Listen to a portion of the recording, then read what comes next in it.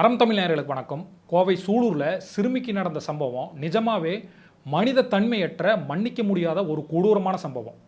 இன்னைக்கு இந்த சம்பவம் நடக்கிறத பார்த்து சமூகத்தில் பெண் பிள்ளைகளுக்கு உண்மையாலும் ஒரு பாதுகாப்பு இருக்காங்கிற ஒரு மனநிலை மக்கள் மத்தியிலே எழுந்திருக்கு. அந்த சிறுமிக்கு என்ன நடந்தது, எங்கே கடத்தி செல்லப்பட்டாங்க, இந்த காணொலியில் பார்க்கலாம்.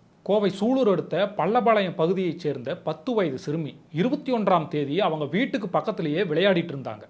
திடீர்னு காணாமல் போகவே ரொம்ப நேரமாக அந்த பகுதியில் அந்த பெற்றோர்கள் தேடி பார்த்துருக்காங்க. தேடி பார்த்து கிடைக்கல.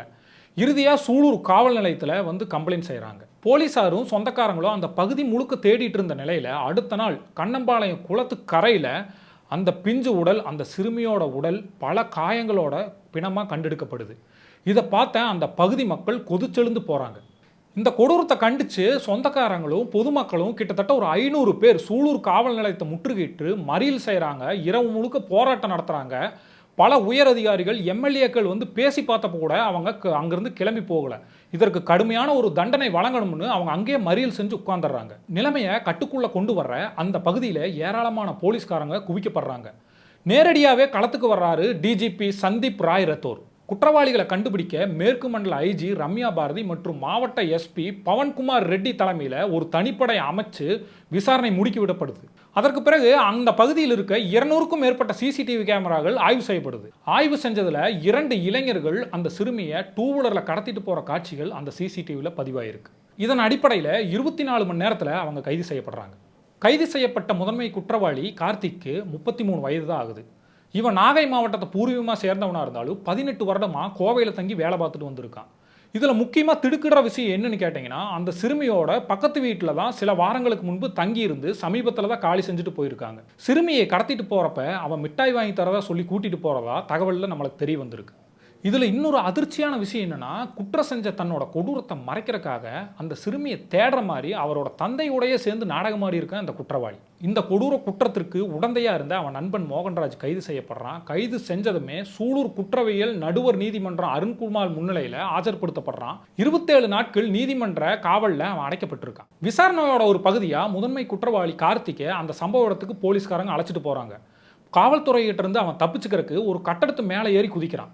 அவனோட வலது கையிலையும் வலது கால்லையும் அவனுக்கு முறிவு ஏற்படவே அவன் கோயம்புத்தூர் மருத்துவமனையில் இப்போ ட்ரீட்மெண்ட் எடுத்துகிட்டு வரான். இந்த சம்பவம் நடந்துட்டு இருக்கும்போதே சிறுமியோட உடல் கோயம்புத்தூர் சிங்கானல்லூர் இஎஸ்ஐ மருத்துவமனைக்கு உடற்கூறு ஆய்வுக்காக அனுப்பப்படுது. உடற்கூறு ஆய்வு ரிப்போர்ட் வெளியானதை தொடர்ந்து ஐஜி ரம்யா பாரதி அவர்கள் செய்தியாளர்களை சந்திக்கிறாங்க. சம்பவம் நடந்த உடனேயே 5 தனிப்படைகள் அமைக்கப்பட்டு குற்றவாளிகளை தேடும் பணி தீவிரப்படுத்தப்பட்டுச்சு. அதுக்கப்புறம் சிறுமியை அழைச்சு சென்றது அண்டை வீட்டில் இருந்தவர் தான் உறுதிப்படுத்தப்பட்டதாகவும் தகவலை தெரிவித்தாங்க.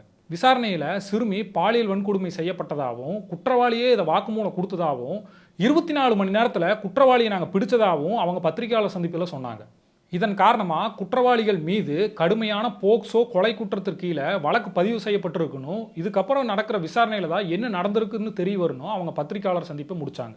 இது தமிழகத்தில் மிக பெரும் அதிர்வலைகளை கிளப்பியிருக்க நேரத்தில் தமிழக அரசியல் தலைவர்கள் இதற்கு கடுமையான விமர்சனங்களை வச்சுருக்காங்க.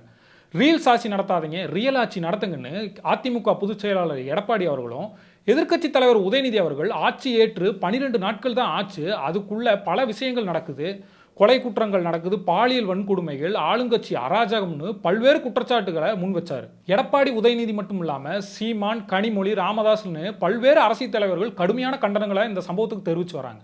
இந்த சம்பவத்துக்கு பிறகு அறிக்கை வெளியிட்ட முதல்வர் விஜய் அவர்கள் இந்த சம்பவத்தை என்னால் ஏற்றுக்கவே முடியல, இது மிகுந்த மன வேதனையும் அதிர்ச்சியும் எனக்கு தருது, இந்த மாதிரி குற்றங்கள் சமூகத்தில் நடக்கக்கூடாதுன்னு ஒரு அறிக்கை வெளியிட்டிருந்தார். முதல்வர் விஜய் அவர்கள் இந்த அறிக்கையை விட்ட நிலையில் தமிழக அரசு மீது கடும் விமர்சனங்கள் மக்கள் மத்தியில் எழத் தொடங்கியிருக்கு. சிங்கப்பெண் அதிரடிப்படை நியமிச்சிங்களே, அப்படி இருக்கும்போது இந்த குற்றங்கள்லாம் எப்படி நடக்குதுன்னு பல்வேறு விமர்சனங்களை மக்கள் வச்சுருக்காங்க. இன்றைக்கி பெண்கள் சிறுமிகளுக்கு எதிராக நடக்கிற பாலியல் வன்கொடுமைகள் தெரிஞ்சவங்க தெரியாதவங்க வீட்டுக்குள்ளே வெளியில்னு ஒரு சமுதாயத்தை சுற்றியே நடக்கிற விதமாக இருக்குது.